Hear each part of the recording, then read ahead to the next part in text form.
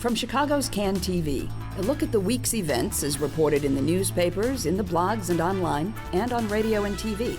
This is Chicago Newsroom. Well, hi there, and welcome to Chicago Newsroom. I'm Ken Davis here on CAN TV. So, here's something to consider. What if you are working at a great big newspaper in a great big city, and one day they just decide they don't need a managing editor anymore? What does that mean exactly? I mean, the managing editor is a major piece of the machinery that gets the newspaper out every day. Well, it's happening in more places than you might think, but it especially happened right here in Chicago at the Chicago Sun-Times, and Craig Newman was the guy who was, I guess you were just like called in and said, we no longer need your services. But it's not your services we don't need, we just don't need your position anymore. Both of those are probably true. That's right. And along those lines, around the same time, the managing editor at the Chicago Reader, which is owned by the same company, that position was done away with as well. Now, so just to give us some perspective on this, what exactly was your job description? I mean, you were sort of like the barn boss of the day-to-day operation. Right? I could sum it up in a 28-minute show by just saying everything, but the managing editor is the floor general. You run the day-to-day operations, you run personnel, you do budgeting, you assign stories. You know, towards the end there, we had gotten rid of enough digital employees that I was running our social media feeds. I was doing a lot of multimedia things. You know, a company as small and as driven as the Sun-Times is, it really was everything every day. Yeah. And, you know, for 16 to 20 hours a day. So, I mean, from the outside, it would appear that that would be like one of the last things you'd want to do is eliminate a position like that. But I guess when the company is as financially stressed as the Sun-Times is, you just kind of look everywhere you can or something. Yeah.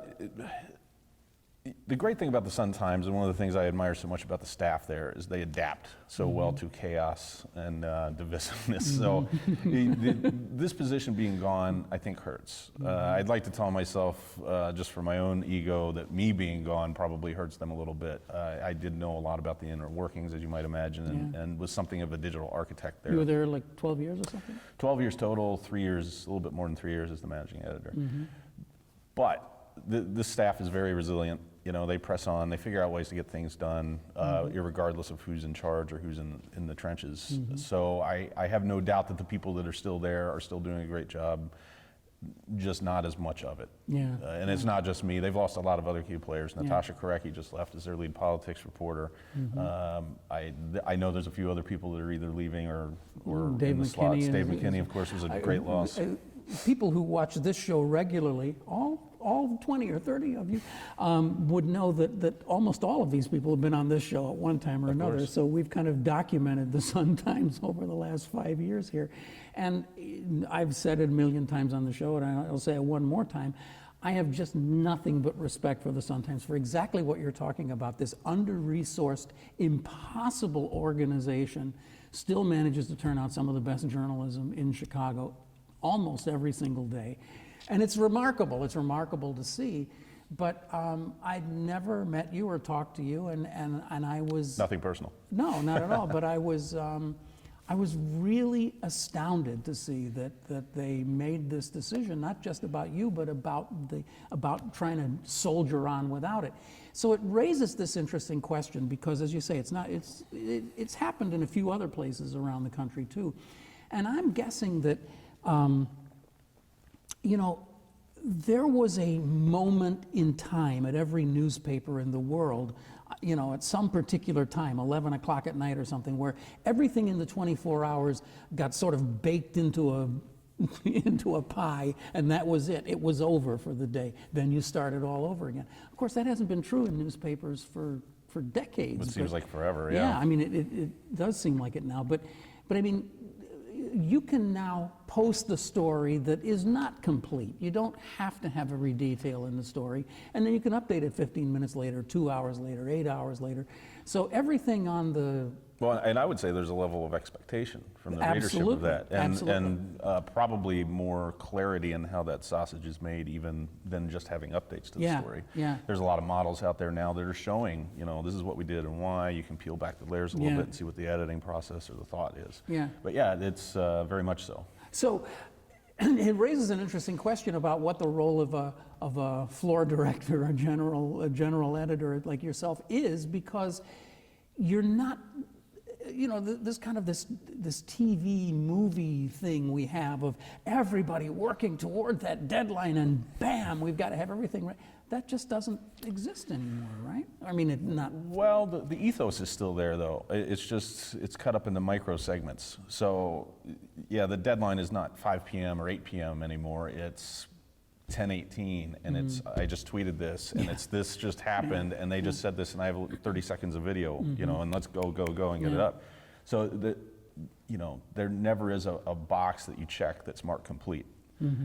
Ultimately, all that stuff, or a lot of that stuff, is going to go into a print product, which at the Sun-Times at least has been divested a bit from the digital operation. In fact, the last year or year and a half I was there, I really didn't do much with print at all. It was very much concentrating on digital. Is that right? So the idea that the staff is producing for that one thing certainly hasn't been true for a while, and I don't think it's true at most news organizations, because the public is so dependent on immediacy. And frankly, as a reader, even more so now that I'm out, but even there, I had read everything. I didn't need to see it 12, 18 hours later in a cut down format without data, without links, without any context, whatever we could cram on the page. I was telling somebody the other day that I happen to have a copy of Cranes with me. I was at lunch, and I'm just sitting at lunch reading Cranes, and there's this interesting story about 26th Street and how it's it's really booming, and there's all these different businesses,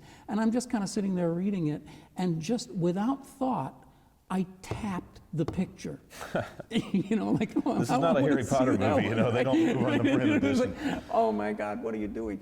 And it just really brings this whole thing to life about no matter how good your newspaper is, your printed newspaper is, by the time you pick this thing up, if you live at all digitally, and we all do, you've read 75% of it already, or at least the stuff that you're interested in. Well, and it's not just that, and this is going to be a poor example because the current iteration of the Sun-Times site's a mess, but you can find the things you care about easily on the internet. You can find the things you care about by a curated Twitter feed. Right, you have your Facebook friends that are telling you things that they think are important, or sharing back information. The scannability of a newspaper is still great. The vibrancy of the city that it portrays is still great. Print's not going anywhere anytime soon, I don't think. It is hugely expensive to produce, and it's hugely expensive to maintain, but that's still where the revenue structure is at. So, you're stuck with that for a bit. That said, 5 years from now, it's hard to make an argument that we'll still be picking up any of these. Yeah, I mean... Although, in a city like Chicago in particular, and there are others like it, where you have an extreme digital divide, an extreme poverty divide, until we can bridge that gap a little bit more in terms of high-speed internet, reliable technological innovation, the paper is still an integral part. Did you ever see data that would back that up? That there's a preponderance of readers in stressed communities, in less well-served communities? Is that true? That would read print over digital. It is true to a degree. I don't know that there's any relatively accurate recent data on it, but we could see from our circulation numbers that we were highly circulated in some areas, southwest sides, west side, near south suburbs, where you would expect that would be an indicator. What we could see digitally, obviously, because again, you get better analytics and you get them almost instantly, that readership, especially on mobile, would pick up in some areas, especially later in the day, indicating that there was more of a buy-in in that respect. Yeah. I mean, one of the things that you just touched on is that my sense of this anyway, is that the reason that the print product is holding on is that that's where the advertising has to go, right? I mean, for some reason, advertisers don't want to advertise online. They're really resistant to it, but they're still willing to advertise in the print product. They are, but it's a weird relationship. If you look through, and I'm pretty sure this is the same for the Trib, although I haven't looked as closely recently, but if you look through the Sun-Times, you'll see all the ads basically in the news section. Advertisers only want to be there. You go to the sports section, which is arguably the most read section of the print paper, and there's nary an ad. That's interesting. I don't understand that dichotomy, but there it is. You know, advertisers are still saying we feel like news is most important. We still want to be in the first 10 pages. Right. That's not even how people read papers anymore. Yeah. Especially a tabloid like the Sun-Times, where you flip over to the back, you flip to Yeah. the sports, Yeah. and then maybe you get to the news. And maybe there's a sense that the sports people are less engaged or something than the news readers or whatever. But I think it's probably flawed, but I think maybe this speaks to the lack of analytics. We could easily go to an advertiser and say this is how people are using a Right. news story, but not with that. So why is it that the best minds in the world have still not been able to solve this conundrum of how to, the word is monetize the digital product? Why are we unwilling to, if we're advertisers, buy the product, and if we are consumers of it, we so violently reject advertising when it's thrown at us? Why is that? Maybe we need better minds. You know, I don't know. It's I think we've conditioned the marketplace, readers, consumers, whatever you want to call them, to expect a lot for very little. Yeah. And that has just been a march forward for the last 20 years, 15 years, and now it's very hard to get people to accept the idea of paying for something. And I think it's very hard to get people to accept the idea of paying. I'll talk specifically about the Sun-Times for a product that's not marketed at all. I can't even say well, it's just not at all. That the constant story being read about it is it's going out of business, that it's in financial trouble, that this, and this. You know, there's fantastic journalism goes on there, but all you hear about is the negatives. Right. From my perspective, as a person who's buying or consuming news, that starts to build up over time. And it starts to have a deleterious effect on the idea of what that brand is worth. Yeah. But I mean, there's something that goes almost down to our lizard brain level. When I'm online and I am about to, a story is being served up to me, and then that story gets pulled back and something gets flopped on in front of it, especially after you smash your head through the screen. Yeah, then you and you know, the Tribune is even doing this thing now where you have to wait 13 seconds. That horrible 13 video seconds? ad. Do you know how long 13 seconds You know, is? for all the grief that they took, and a lot of it's deserved over the horribleness of the user experience on the Sun-Times site, the Trib gets off scot-free for some of the terrible design work that they have. So it's always occurred to me now, my background, I came up more in the nonprofit world and worked in public radio. Some would argue the Sun-Times is a nonprofit. Well, yes, yeah. Not for profit.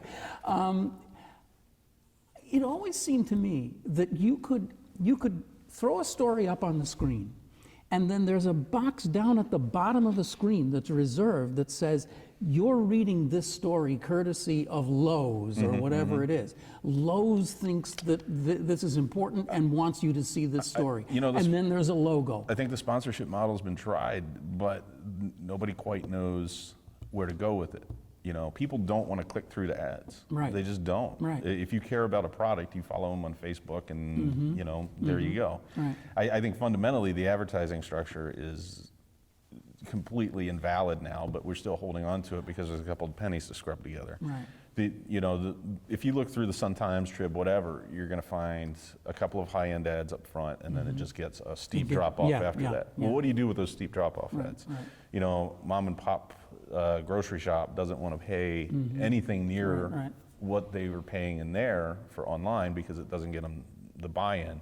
And a lot of those small ads, you know, you're not making any money at all on. So plus advertisers can get your own Twitter page, you get your own whatever. They have, like everybody else, they now have direct access to the consumer. They don't need this. You know, athletes are starting up their own sites, everything. So everybody's got their own. So what do you do as you know? I don't want to say the news is a middleman. Obviously, the two are different when you talk about the revenue side and but the content side. But the company is a middleman in a way, and that raises this just most critical question of all, which is that I've been saying for years that the reader, the Sun-Times, you can name any publication, the Tribune, but you know, even the smallest of newspapers, their most important asset is not the printed product or their website or anything else. The most important asset they have is their newsroom.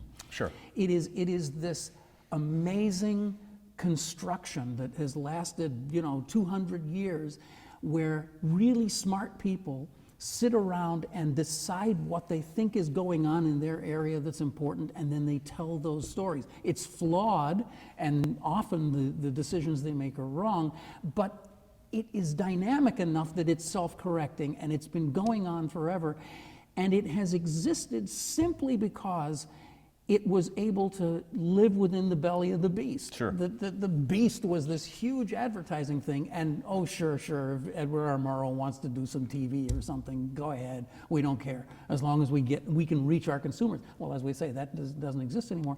So how do we preserve the newsroom, or is it possible to preserve the newsroom? That's why we named this show Chicago Newsroom. What do you do? Wow, and that's an interesting, you know, the Edward R. Murrows of the world would have the pack of Lucky Strikes sitting on the desk while they read the news. So, right. You know, there's your product placement. Yeah. You know, the newsroom as an amorphous thing, I don't know. It has to have a place of value within people's minds, and I think over the last 5, maybe 10 years, the value of a backed news organization has lost a lot of value. Yeah. People don't want to believe that there's accuracy. They want to believe conspiracy theories. They want to believe that there's some sort of an agenda, the left or the right-wing media, and there are some examples of that, to be clear. There certainly are, yeah. But by and large, because a story paints something in a negative light does not mean that we were out to get you. It means that there was a fact that needed to be reported that is probably negative in this case. But people have become accustomed to being able to go online in particular and find an echo chamber that gives them what they want to hear back. Right. And you're not going to get that from this. Right. A newsroom structure, that's a very hard nut to crack in that regard. The psychology of the American readership is not an easy problem to solve right now. The idea that people aren't really questioning the information in a useful way that they're reading every day. It's easy to go out and read the one blog you always read or this piece of information that you always read, but to be able to cross-reference content is not something people spend a lot of time doing. I think where you can save the newsroom is through personnel, and that's individuals. You know, Lauren Fitzpatrick covers the CPS in a fantastic manner. Yes, she does. To say that the Sun-Times covers education great is not something you're going to be able to sell people on. For us to go out and sell Lauren Fitzpatrick as a reporter of Chicago Public Schools content, I think works better. People can communicate with her directly. She has a great and vibrant Twitter feed that people can follow her on. There's interaction daily. Even if she's not writing a story, she's still parlaying information in a way that people want to read it, and she's accountable. I think accountability is something that newspapers could Well, you know, increase. there's a very good example of this that relates directly to this, because Natasha Korecki just left the Sun-Times and is now safely ensconced at Politico. Yes. And she just started doing her own thing. But look at what she's doing, too. I mean, she was a columnist at the Sun-Times, sort of, little C columnist. She was a reporter. Yeah. So she's doing the journalist. traditional, I'm asking questions. And now she's doing a newsletter where she can put forth some, I don't want to say opinion, but analysis. Right. So she can find nuggets of information and tell you why it's important. That's Yeah. probably something you don't get enough. So then the question that follows from this, is this just old guy nostalgia? Are we actually beyond newsrooms? Maybe I've been wrong all this time. Maybe it doesn't matter. I mean, I talked to Natasha after she did the show here a couple of weeks ago. She's going to be pretty much working out of Starbucks and filing. She has a daily deadline to file her stuff, and she will be in Politico every day reporting on Chicago and Illinois. But she is a complete Lone Ranger. She doesn't have a physical place to work. Yeah. Now, I would say that's a bad thing, but maybe it's time for me to let go of this. Maybe it's just not. Maybe that camaraderie and the mixing of intelligences that happens in these wonderfully vibrant physical spaces, maybe we just don't need that anymore because we're all so interconnected and it doesn't matter. I don't know. How can we produce if we can't scream at each other across the desk? Well, see, that's what I think, but maybe that's just dopey. I don't know. You know, I would even push a little further, though. You say the old guy mentality is how can we do without a newsroom? Maybe there's no such thing as news anymore. I was having a conversation a while back with a very smart guy who works at Quartz, and they deal with the idea of obsessions or things. So they find something that people really care about, and they just absolutely dive into it. Yeah. And the more you read about that item, the more content you build up on it, so that if you were obsessed about this topic, you will get what you want from that. Mm-hmm. They're not going to try and serve up everything to everybody. They can't. Mm-hmm. You know, maybe that's, and then Natasha producing this newsletter, I would call that a limited obsession, but it's, you know, politics based, but it's very limited in that Chicago and Illinois. Why isn't that something we could do at the Sun-Times, or they could do at the Sun-Times? Why is it better for her to do that at Politico? Well, I don't think, you can't do what she's doing and still expect to feed a print beast at the end of the day, which they still have to deal with.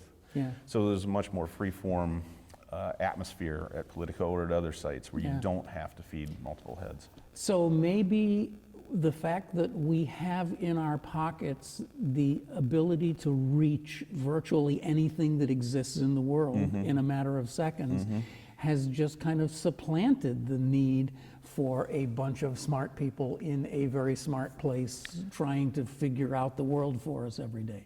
Yeah, maybe, but you know, finding whatever you want still has to, you know, that content has to be produced somewhere. Exactly. Now, does it have to be a newspaper? Absolutely not. Newspapers traditionally have done it and done it very well. And there's the whole argument to be made that you wouldn't have Google News if you didn't have news organizations. I mean, it's a kind of a weird analogy, but it's sort of like what's going on in the music industry. I can access any piece of music that's ever been recorded, but I have no idea what it is. And there was a time when... And you're not paying for it. And I'm not paying for it. There was a time when disc jockeys were important in our lives because your favorite jock would play music and say, here's something you really need to... So what we have now is Apple, the great disruptor, has decided, you know what, we're going to have to create a music stream that has disc jockeys and quote unquote curated music, right? Well, you know, Dick Biondi was curating music for me in 1960, so, you know. Well, and, you know, the idea of constantly feeding the internet beast or constantly having to blog or tweet or whatever, you know, the wire services were doing that 100 years ago when you were filing updates constantly through the day, and then we got away from it, and now you're back to it. I don't know, the media atmosphere is so fractured, but I think it's in part, or large part, because the readership or the customer base also is fractured and doesn't quite know what they want, doesn't quite know how they want it. You know, I think there's I'll lump it under the idea of attention span, but because we are all noodling with our devices all the time, and you're reading tweets and you're doing this and that it's very hard to focus on one thing. They're talking about making tweets longer than 140 characters. I was thinking, maybe shouldn't we go the other way? These 140 character tweets are just too long to read. I mean, I got to think of another snarky hashtag to put on. But you know, I don't want to sound like I'm reader blaming, but there's a little bit of blame to go around because I think it's a very tight partnership or a symbiosis with the readers and with the people who produce content. Yeah. And you know, we used to hear a lot of complaints. Why don't you cover this? This is an important story. You guys are idiots. You know, all the usual complaints. But you know, we did cover a lot of that, and people have gotten a little bit lazy in terms of how they get content. You either serve it up straight to them in the social feed or somehow get it out to them in a newsletter or a text blast or whatever, or they don't search for it. Yeah. So you can have everything in the world, whether or not people are finding it is a whole other problem. And that is, I think that's one of the central dilemmas that we face, is that when you have access to absolutely everything in the world, it just kind of blocks your brain. Like, well, where do I start? Great. Where do I end? Thank you for that. Thank you for giving me that. I realize that I'm alive at the first time anybody ever had it, but I have no idea what to do with it. You spend an hour looking at cat gifs, and there goes your day. And that's what we do. Which, of course, brings us to the fabulous conversation of clickbait, which is what seems to be driving absolutely everything anymore, is that we all have to be able to look at those numbers at the bottom of the screen. They're instantaneous. If you have a video feed on YouTube, you got to look at the number of views. Well, then that gets back to the conversation about it being a partnership. You can tell me that you want hard news, and define that however you want. Yeah, But yeah. I see what you're clicking on. Right, I have the right. analytics right here that tell me you're reading the Justin Bieber story and not the story about disability services being cut at CPS. Right, right. So, you know, you have to back up what you're saying to us as news people, as so-called gatekeepers, Yeah, although that gate obviously is a lot wider now. Do you think if we had had that analytics in 1930 that you would have seen the same thing? Would people have been reading the serious news at that time? I think they would have been reading whatever you gave them because there were very few options. Well, I got You to had tell radio you, and print. I got to tell you the reason that I do this. I was remodeling a front porch about a year or two ago, and it had been insulated with newspaper because it was. See, we're still useful. It was done in 1930. They redid this porch in 1934, which I know because that's when the newspapers were there, and that was the only insulation that they had, I'm sure, during the Depression. So I had the opportunity to look at Chicago Tribunes, just a whole bunch of them, and that was when editions were by time, the 5 o'clock edition, the 7 o'clock edition. And I laid some of these out on the table and looked at them, and you know what? It was 80% crap. It was garbage. Well, of course it was. It was the Tribune. Well, of course, but you know, the news was on the front page and maybe a little bit of page 2 and page 3, but the rest of it was all relationship stuff and how to cook for your husband and The stuff. so-called women's pages that they used to have, yeah. So, you know, some of this has never changed, I guess. Yesterday I saw, in clicking around, I saw something that I just had to ask you about. Apparently Yelp is talking about creating Yelp for people. Yes. Have you heard this? Yes. So now we get to rate I'm people. awaiting it eagerly. I have a few on my list. I mean, this is where we're going, right? It's just, this is worthless. This is not good for the body politic. No, it's not. It's not good for our national ethos. It's not good for the psychology of humanity. It's not making us smarter. But it's fun to sit on the bus and tear people down. You know, Heidi Stevens, who writes a fantastic column for the Trib, an old friend of mine, is constantly posting to her Facebook page the hate mail and the vitriol that people send her way. Yeah. Large part of that's because she's a woman in the media. But you know, the largest thing that people criticize her for is her hairstyle. And so she posts these every now and then, and it's fantastic reading because it's just ridiculousness. But you know, people feel free to do that now, and that's what they're looking at, and that's what's important to them. Not the fact that she writes this great column, and that she's a very real person, and she's got a wonderful voice. It's comb your hair. Yeah. So you're off at Tech Week now. I am. And is it fair to say that this is the first time that you've not really been in journalism?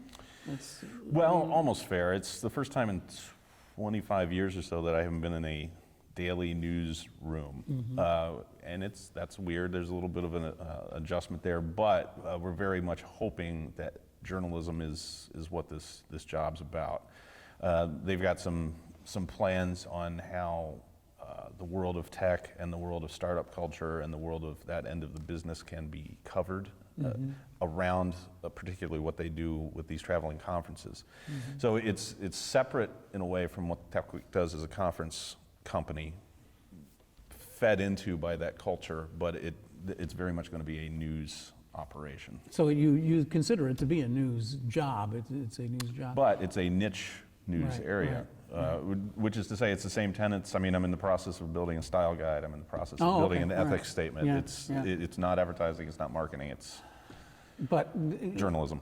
You've been in a very interesting little catbird seat for the last 25 years, watching as news and journalism eats and its own whatever face. it is. That's a good way of putting it. And as our faces are eaten, I think we've come to the end of yet another edition of Chicago Newsroom, for what it's worth. Craig, thank you very much. It's been my pleasure. I'd love to have you come back again sometime, because this conversation will never end. I'd be not happy in our to. lifetimes, okay? All right, Craig Newman is now the digital guy. Let's see, what am I? The digital content, or no, strategy, digital content strategy. There you go. I'm an editor. He's an online guy at Tech Week, and we are Chicago Newsroom. Of course, you know that you can see us here anytime, but because it's the internet, you can watch us anytime you want right here. Just go to this address and you can take us with you on demand, CAN TV on demand, in our brand new studios. We'll see you next week with another show right here on CAN TV. Thanks for watching. Bye.